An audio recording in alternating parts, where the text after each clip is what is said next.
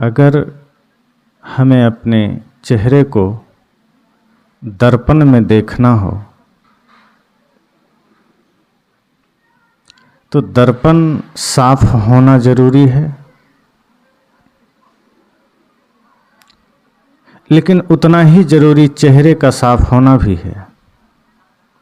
अगर दर्पण की धूल हम हटा दें और चेहरे पर पर्दे लगे हों, चेहरे पर धूल जमी हो तो भी हमें दिखाई न देगा। अक्सर ऐसा होता है, हम सब दर्पण को तो रगड़ रगड़ के साफ कर देते हैं, फिर भी हमें अपना चेहरा उसमें भली भांति नजर नहीं आता। हम दर्पण बदल देते हैं कि दर्पण खराब होगा, फिर दूसरा दर्पण ले आते हैं, फिर उसको साफ करते हैं, फिर चेष्टा करते हैं चेहरे देखने की, लेकिन फिर दिखाई नहीं पड़ता, फिर दर्पण बदल देते हैं। और यह प्रक्रिया जीवन भर चलती है और अंतिम तक हम अपने चेहरे को देख नहीं पाते।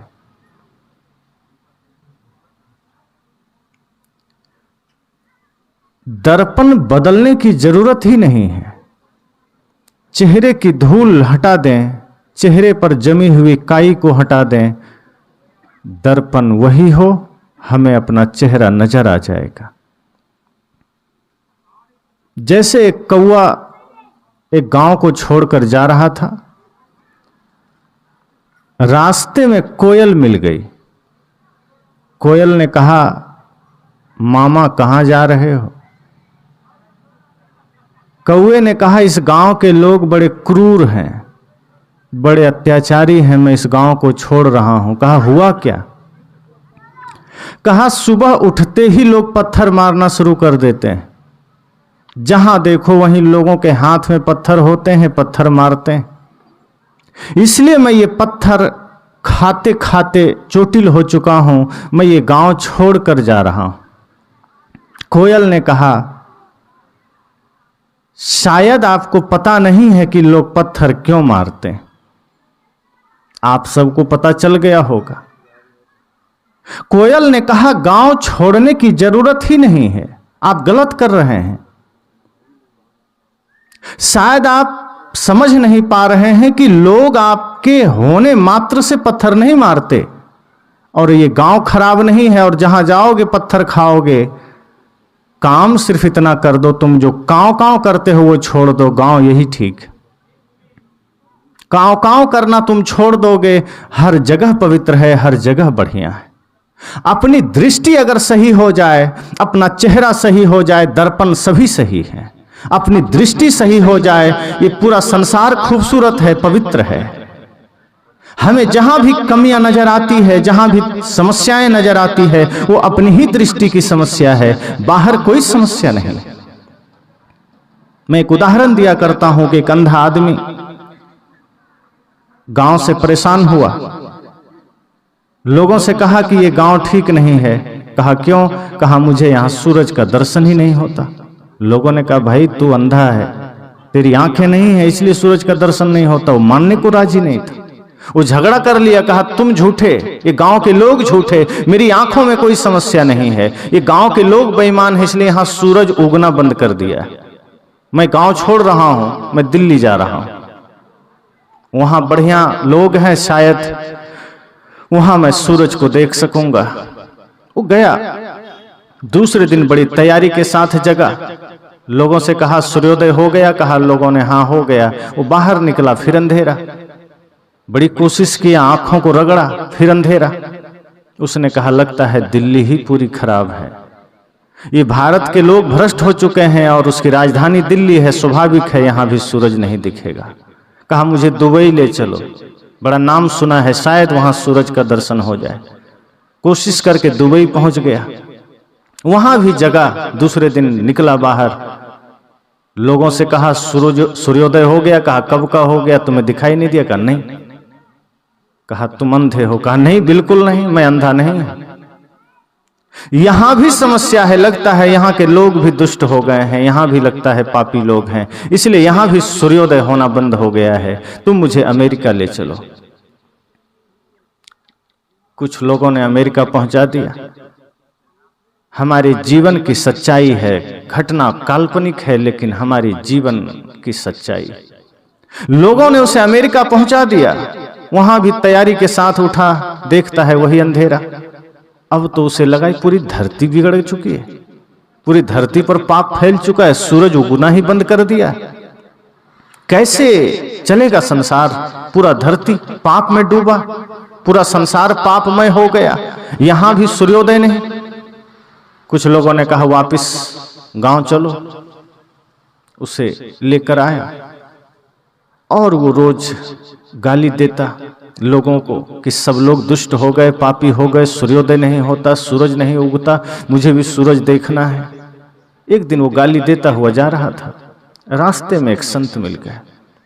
उसने देखा ये आदमी बड़बड़ा रहा है, कुछ लोगों से कहा इसे हुआ क्या है, ये अकेले में क्यों गाली दे रहा है? लोगों ने कहा ये महीने भर से थोड़ा पागल हो गया है, ये सब जगह गाली दे रहा है, हर आदमी को गाली दे रहा है। कहा हुआ क्या है? कहा दरअसल ये अंधा है, इसको सूरज दिखाई नहीं देता। अब अंधे को सूरज कहां से दिखेगा? और ये कह रहा है कि ये धरती खराब है, ये गांव खराब है, दिल्ली खराब है, मुंबई खराब है, दुबई खराब है, अमेरिका, पूरी पृथ्वी खराब है। संत ने कहा अंधे को तुम लोग उपदेश कर रहे थे, इसीलिए समस्या हो गई। अंधों को कभी भूल कर भी उपदेश मत दे देना, समस्या हो जाएगी। अंधों को उपचार कर देना। अगर उसके लिए आपने उपचार कर दिया, उसकी आंखों का इलाज कर दिया, वो खुद अपनी आंखों से सत्य को देख सकेगा। संत ने कहा चलो मैं तुम्हारा इलाज कर देता हूं। इसको समझाना मुश्किल है, अंधे को यह बताना कि तुम अंधे हो बड़ी मुश्किल बात है। संत ने कहा चलो मैं तेरा उपचार कर देता हूं। उसी गांव के पास बड़ा अस्पताल में उसके आंखों का इलाज हो गया। वो देखने लगा, उठा, देखता है सूरज उगा हुआ है, बड़ा खुश हुआ। कहा आज सूर्योदय हो गया, लगता है पाप कुछ कम हुआ है क्या? संत ने कहा नहीं, सूर्योदय सदा से था, तुम्हें आज दिख रहा है। कहा हुआ क्या था? कहा आंख खराब थी, बनवा दिए हैं। सूरज में कोई समस्या नहीं थी, इस गांव में कोई समस्या नहीं थी, ये गांव भी ठीक था, सब ठीक था, तुम्हारी आंख खराब थी। तुम्हारी आंख ठीक हो गई तो इस गांव में भी सूर्य का दर्शन हो रहा है। और आंख खराब थी तो दिल्ली, मुंबई, चेन्नई, कलकत्ता घूम लिया, दुबई घूम लिया, अमेरिका घूम लिया, फिर भी तुम्हें सूरज का दर्शन न हुआ। और धरती तो छोड़ो, तुम्हारी आंखें खराब है तो अगर हम तुम्हें व्यवस्था करके सूरज ग्रह पर भी भेज देंगे, सूरज को नहीं देख पाओगे। अगर आंखें ठीक है तो इस गांव में भी सूरज का दर्शन हो सकता है। अगर हमारी आंखें ठीक है, हमारी दृष्टि ठीक है, तो घर में भी भगवान का दर्शन हो सकता है। और अगर हम आंखों से अंधे हैं तो मंदिर में भी क्या हम खाक देखेंगे? अगर आंखें ठीक है तो माता पिता में भी महादेव का दर्शन और जगदम्बा का दर्शन हो सकता है। और आंखें ही चौपट हो तो जगदम्बा के मंदिर में जाके भी हमें कुछ नहीं दिखेगा। फिर हमें लोगों के जीवन में हम सिर्फ कमियां ही देख सकेंगे, माता पिता का हम अनादर ही कर सकेंगे, मंदिरों में जाकर हम सिर्फ घंटियां ही हिला सकेंगे, दिखाई कुछ नहीं देगा, कोई सत्य हम ना देख सकेंगे। अगर अपनी आंखें ठीक हो, अपना चेहरा ठीक हो, तो बाहर सब कुछ ठीक है, बाहर कोई समस्या नहीं है। लोग कहते हैं संसार खराब है, दुनिया खराब है, जमाना खराब है। जमाना कैसे खराब हो गया? क्या बदल गया? सूरज ने अपना स्वभाव नहीं बदला, सूरज वही है, चंद्रमा वही है, नीम की कड़वाहट नहीं बदली, मिर्च आज भी तीखा है, धरती का गुण आज भी वही है, पूरा प्रकृति मंडल वही का वही है। बदला क्या है? बदला है सिर्फ हम सब का जीने का ढंग, जीने का तरीका, सोचने का ढंग। और उसी से हम कह देते हैं जमाना बदल गया। ये जमाना नहीं बदला, बाहर सब कुछ ठीक है, संसार ठीक, हमारी दृष्टि ठीक होनी चाहिए। कृष्ण ने दुर्योधन से कहा जाओ कुछ बढ़िया आदमी खोज लाओ, वो गया, बड़ी मुश्किल हो गई दुर्योधन के लिए।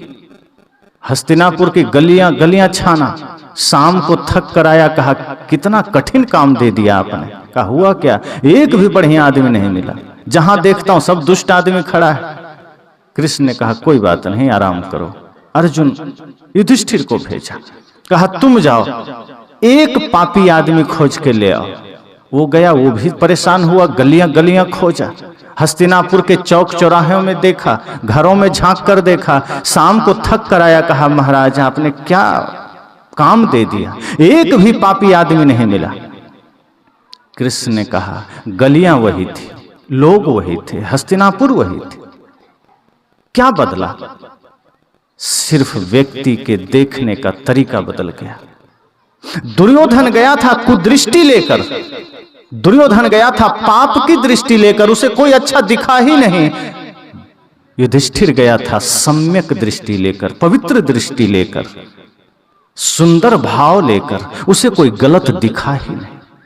ये सही और गलत अपनी आंखों का फेर है। हमारे भीतर पीड़ा है, हमारे भीतर विकार है, हमारे भीतर नकारात्मक सोच है, हम दूसरों में भी वही देख लेते हैं। हम जो होते हैं वही संसार को देखते हैं। इसलिए संतों ने कहा जैसी दृष्टि वैसी सृष्टि। हमारी दृष्टि जैसी होती है सृष्टि वैसी हो जाती है। जैसा हम भोजन करते हैं वैसा हमारा मन हो जाता है। हम अपने ही तौर तरीके से जगत का अवलोकन करते हैं, जगत को देखते हैं, सोचते हैं। इसलिए मैंने कहा अगर अपनी आंखें ठीक है, अपना चेहरा ठीक है, तो बाहर कुछ करने की जरूरत नहीं है, बाहर सब कुछ ठीक है। ये पूरा संसार सुंदरतम है, खूबसूरत है, ये सृष्टि खूबसूरत है। हम इसको गलत क्यों कहते हैं? क्योंकि वो गलत हमारे भीतर है, वो समस्या हमारे भीतर है। सदगुरु कबीर कहते हैं ना कि दोष पराए देखकर चले हंसत हंसत, अपनी याद न आवई जिसका आदि न अंत। हमारी दृष्टि ऐसी हो गई कि हम जहां देखते हैं दोष ही दोष देखते हैं, कमियां ही कमियां देखते हैं। संतों ने कहा नहीं, आप इसको बदल दीजिए। जो तो को कांटा बुवे ताही बुवे तू फूल, और तो ही फूल को फूल है वाको है त्रिशूल। अगर कोई आपके लिए गलत सोचता है सोचने दीजिए, कोई आपके लिए कांटा बोता है बोने दीजिए। आपकी जिम्मेदारी क्या है, आपका चिंतन क्या है, वो आप अपना परिचय दीजिए। आप दूसरों के अनुसार अगर कुछ कर रहे हैं, क्रिया की प्रतिक्रिया में आप लगे हैं, तो आप अपना मालिक नहीं हुए। आप अपना मालिक तब हैं जब कोई गाली दे तो भी, कोई कांटे बोए तो भी आपके भीतर से प्रेम के पुष्प उछलने चाहिए, आपके भीतर से करुणा की धारा बहनी चाहिए। मैं अक्सर उदाहरण देता हूं विष्णु जी का, कि एक बार भृगु जी के मन में आया कि विष्णु जी का इम्तिहान लेना चाहिए।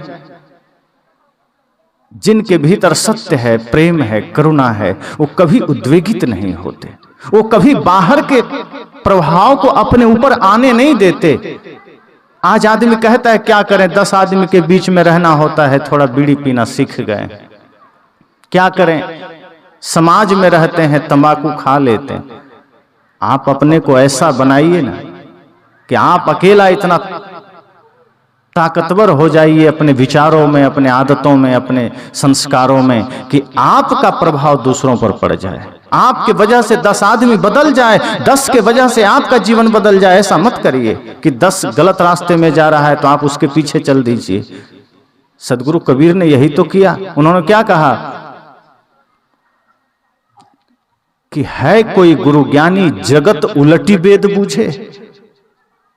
अगर ज्ञान को समझना है तो संसार से थोड़ा उलटना पड़ेगा, ज्ञान को जानना है तो जगत से थोड़ा विपरीत होना पड़ेगा। हम संसार के प्रभावों और संसार के परिस्थितियों में अपने को बांध देते हैं। भृगु जी विष्णु जी के पास गए, चालाक थे, समझदार थे, विष्णु जी के पास गए। वो जानते थे कहीं हम शिव जी के पास चले गए परीक्षा लेने तो उल्टा लेना कर देना पड़ जाएगा। कहीं क्रोध में शिव जी का तीसरा नेत्र खुल गया तो वहीं राम नाम सत्य हो जाएगा। ब्रह्मा जी के पास भी नहीं गए, विष्णु जी के पास गए। वो जानते थे यहां ज्यादा कुछ बिगड़ेगा नहीं, और जाकर क्या करते हैं, विष्णु जी के सीने में लात मार देते हैं। सोचिए हम और आप क्या करते, और कोई क्या करता? वो लात मारे इधर से तलवार से गर्दन ही काट देते। कुछ तो ऐसा प्रतिकार करते कि उसके प्रभाव को मिटाने के लिए हम ज्यादा प्रभाव से उस पर वार करते। अक्सर लोग ऐसा ही उत्तर देते, पर विष्णु जी सहसा उठते हैं, नीचे बैठते हैं, भृगु जी का चरण हाथ में लेते हैं, कहते हैं प्रभु क्षमा कीजिए, मैं निद्रा में था, मैं देख नहीं पाया।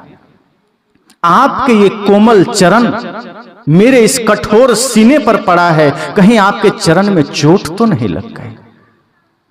क्या हाल हुआ होगा भृगु जी का, समझ सकते हैं। पानी पानी हो गए। कहा हम तो इम्तिहान लेने आए थे, हमें तो लगा था प्रतिकार होगा, हमें तो लगा था कि प्रतिक्रिया होगी, सब उल्टा पड़ गया। ये सत्य की पहचान है, ये करुणा की पहचान है, ये गहराई की पहचान है, ये ज्ञान की पहचान है। जो ज्ञानी है, जो ध्यानी है, जो सत्य में जी रहा है, जो करुणा में जी रहा है, वो कभी भी संसार की किसी भी प्रतिकूलता का जवाब प्रतिकूलता से नहीं देता। उस गाली का जवाब गाली से नहीं देता। अब तो आदमी और अपडेट हो गया है, अपग्रेड हो गया है। अगर कोई हमें गाली देता है तो हम सीधे गोली देते हैं कि हमसे सहन नहीं होगा। विष्णु जी चाहते तो भृगु जी को भी जवाब दे सकते थे, बड़े शक्तिशाली थे, और उन्होंने क्या कहा, नहीं, आपके कोमल चरण में कहीं मेरे कठोर सीने से चोट तो नहीं लग गई। क्या बिगड़ गया विष्णु जी का? क्षमा बड़न को चाहिए छोटन को उत्पात, कहां विष्णु की घट गई जो भृगु ने मारी लात? क्या घट गया? हम संसार के प्रतिकूलताओं में खुद को बांध देते हैं और कोशिश खुद के तरफ नहीं करते कि हमें ठीक होना है। चेहरे पर धूल जमी है, कभी ध्यान नहीं देते, दर्पण पर कपड़ा रगड़ते रहते हैं, दर्पण ही बदल देते हैं, लेकिन अपना चेहरा पर ध्यान नहीं जाता। संत जन कहते हैं कि जब भी सुबह उठिए और आंखें खोलिए तो इस भाव से कि सबकी गुण अपनी हमेशा गलतियां देखा करें, कि जब भी आंखें खुले तो सबका गुण देखिए, सबकी विशेषता को देखिए, सब जगह से अच्छाई को लीजिए, और जब आंखें बंद कीजिए तब अपनी कमियों को देखिए, दूसरे की कमियों को मत देखिए। हम उल्टा करते हैं, आंखें खोलते हैं तो एक तरफ से सबकी बुराइयों को देखते हैं, और आंखें बंद होती है तो ये फील करते हैं कि दुनिया से ज्यादा समझदार हम ही हैं। आधे में हमारी और आधे में पूरी दुनिया की बुद्धि और समझदारी, यही समस्या हो जाती।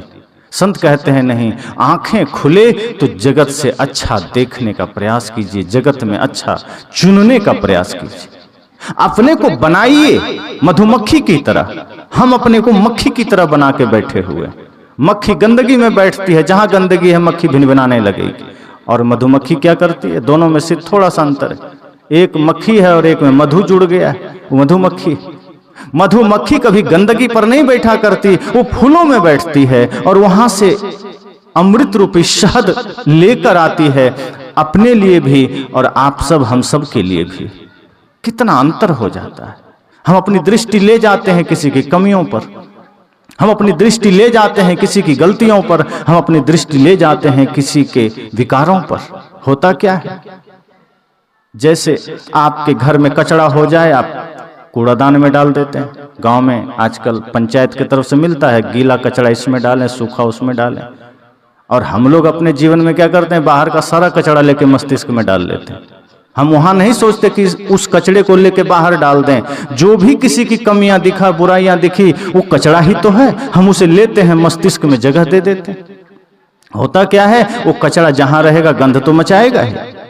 आप कचरे को कहीं रख दीजिए तो गंध तो आएगी ना। ऊपर से चादर ढक दीजिए, नीचे कचरा रखा है, कितना देर ढका रहेगा? कुछ देर के बाद गंध आएगी। कचरा कभी भी गंध ही करेगा, सुगंध तो नहीं देगा।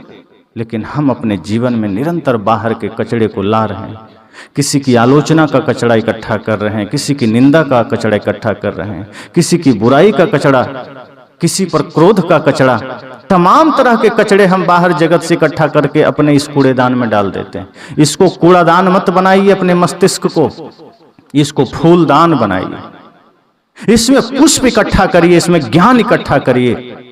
इसलिए मैंने कहा कि बाहर कोई समस्या नहीं है, जगत बड़ा सुंदर है, खूबसूरत है, जगत पवित्र है। समस्या अपनी आंखों में है, अपने जीवन में है, अपने चेहरे पर धूल जमी है। साहब ने कहा, गुरु से कर मेल गंवारा, क्या सोचत बारंबारा। जब दर्शन को दिल चाहिए तो दर्पण मांझत रहिए। वो कहते हैं जब दर्शन का मन करे तो दर्पण मांझिए, बाहर का नहीं, अपने भीतर का दर्पण। बाहर के दर्पण में कोई समस्या नहीं, लेकिन हम वही करते हैं, हम बाहर सब कुछ बदल देते हैं। कोई आदमी घर से निकलता है, दर्पण के सामने खड़ा हो जाता है, बाल ठीक करता है, गाल ठीक करता है, कपड़े ठीक करता है, कहीं कोई दाग तो नहीं, सब कुछ फिट फाइन कर लेता है। तब घर में किसी से पूछता है अब मैं कैसा लग रहा हूं, कोई कह दिया बिल्कुल ठीक, तब निकलता है। संत जन कहते हैं अगर एक बार को उस दर्पण के सामने खड़े होने का समय ना मिले, कोई चिंता की बात नहीं। बाल ठीक करने का समय ना मिले, कोई चिंता की बात नहीं। गाल ठीक करने का समय ना मिले, कोई बात नहीं। लेकिन घर से बाहर निकलने से पहले 5 मिनट आंखें बंद करके अपने मन को देख लेना कि कहीं मन में कोई दाग तो नहीं है। अगर मन में कोई दाग है और उस दाग के साथ बाहर चले गए तो बाहर कहीं न कहीं विवाद करके लौटेंगे, बाहर कहीं ना कहीं समस्या खड़ी करके लौटेंगे।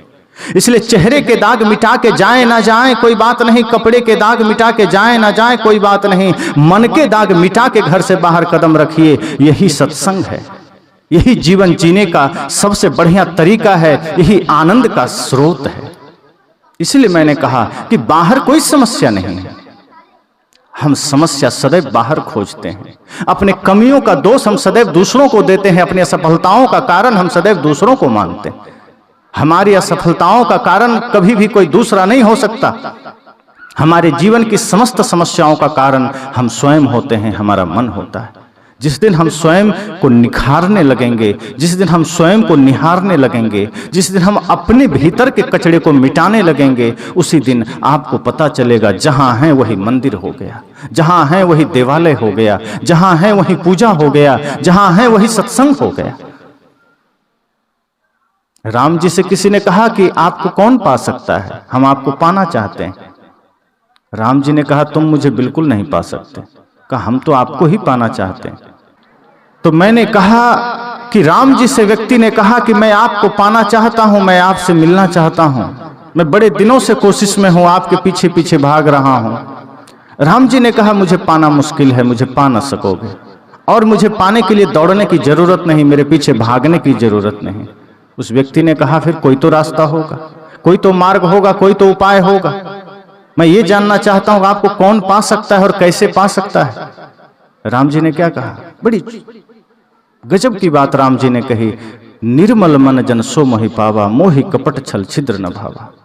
जिसका मन निर्मल है, जिसने अपने मन को पवित्र कर लिया है, जिसने अपने आप को सुंदर बना लिया है, चेहरे को नहीं, कपड़े को नहीं, अपने व्यक्तित्व को, अपने विचार को, अपने मन को पवित्र कर लिया है, उसके लिए मेरे पीछे भागने की जरूरत नहीं है, उसको मेरे पीछे दौड़ने की जरूरत नहीं, उसको घर से कहीं बाहर जंगल गिरी कंदरा में जाने की जरूरत नहीं, उसे मंदिर जाने की जरूरत नहीं। वो जहां है वहीं मैं उपलब्ध हूं। और सदगुरु कबीर तो कहते ही हैं, यह मन तो शीतल भया जैसे गंगा नीर, और पीछे पीछे हरि फिरे कहत कबीर कबीर। वे कहते हैं आपको मन निर्मल करने की जरूरत है, फिर ये भगवान ये हरि आपके पीछे पीछे चलेंगे, फिर आपको उनके पीछे नहीं जाना। पर हम उल्टा करते हैं, मन गंदा है, मन में पाप है, मंदिर में भी खड़े हैं तो गंदा मन से खड़े, मंदिर में भी पूजा चल रही है तो संसार की ही कामना लेकर खड़े, मंदिर में खड़े हैं तो इस भाव से नहीं खड़े हैं कि हे प्रभु इतनी शक्ति देना कि इस जगत के काम आ सकूं। वहां भी अगर हम खड़े हैं तो यही सोच करके कि जमीन और बढ़ जाए, धन और बढ़ जाए, फैक्ट्री और बढ़ जाए, और हमारा घर 2 मंजिला है तो 4 हो जाए, पड़ोसी का 1 मंजिला है तो झोपड़ी का हो जाए, यही कामना लेके मंदिर में खड़े हैं। गुरु के पास जाइए, मंदिर जाइए, ये भाव लेकर जाइए, इतनी शक्ति हमें दे न दाता, मन का विश्वास कमजोर होना, हम चले नेक रास्ते पे हमसे भूल कर भी कोई भूल होना, इतनी शक्ति हमें दे न दाता, मन का विश्वास कमजोर होना। इस भाव से अगर आप प्रार्थना करते हैं तो समझ जाइए कि आप वो काम कर लिए जिसके लिए मनुष्य शरीर मिला।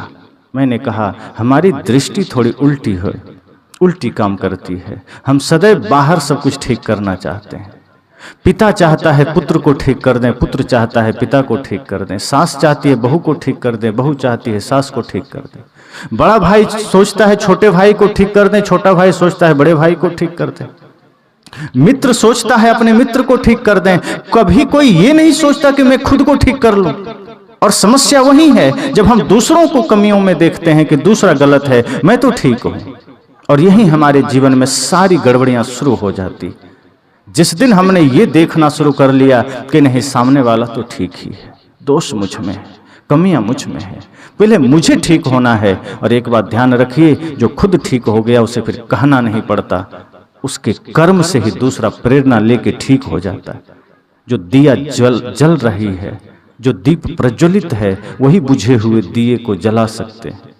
जो दिया खुद बुझा हुआ है वो दूसरों को क्या जलाएगा। जिसके जीवन में खुद प्रेम की धारा बह रही है, जिसके जीवन में करुणा की धारा है, जिसके जीवन में सत्य है, ईमानदारी है, वही दूसरे को प्रेरणा दे सकता है, वही प्रेरणा स्रोत बन सकता है, वही आदर्श बन सकता है। जिसके जीवन में कोई नैतिकता नहीं, कोई आदर्श नहीं, कोई व्यक्तित्व नहीं, शून्य है सब में, वो व्यक्ति दूसरे के लिए क्या आदर्श बनेगा। फिर वो किसी को कुछ कहेगा सामने तो आदमी हाँ तो कर देगा, पीछे से गाली देगा कि अपना तो करता नहीं, मुझे कहने आ गया। लेकिन जो आदमी कहता है और उससे पहले वो करता है, व्यक्ति उसके लिए सदैव सम्मान का भाव रखता है। तो मैंने कहा कि धूल दर्पण पर है, उसको मिटाने से पहले अपने आंखों पर जो धूल है, अपने जीवन में जो कचरा है, हमें उसे मिटाना है। हमें अपनी दृष्टि को पवित्र करनी है। दृष्टि गंदी है, हमें सब कुछ गंदा नजर आता है।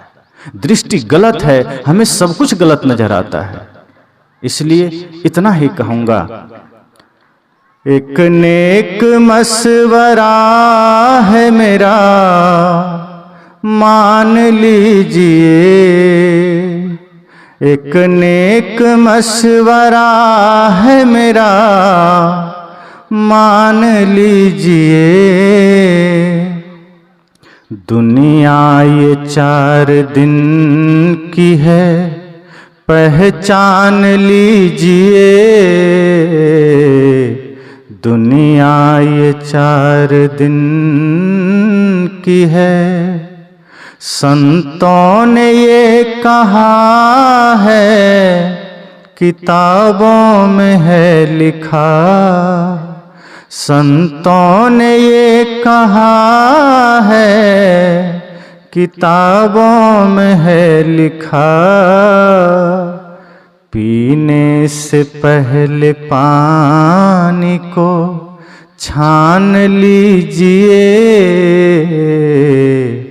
एक नेक मशवरा है मेरा, मान लीजिए। दुनिया ये 4 दिन की है, पहचान लीजिए। दुनिया ये 4 दिन की है, चरणों में आके लाखों की बिगड़ी संवर गई। अंगुलीमाल, रत्नाकर जैसे लोग संत के चरण में आकर बदल जाता है। संत कहते हैं, चरणों में आके लाखों की बिगड़ी संवर गई। एक दो नहीं है सैकड़ों, परमान देखिए। एक नेक मशवरा है मेरा, मान लीजिए। दुनिया ये 4 दिन की है, पहचान लीजिए। दुनिया ये 4 दिन की है, पहचान लीजिए। बस।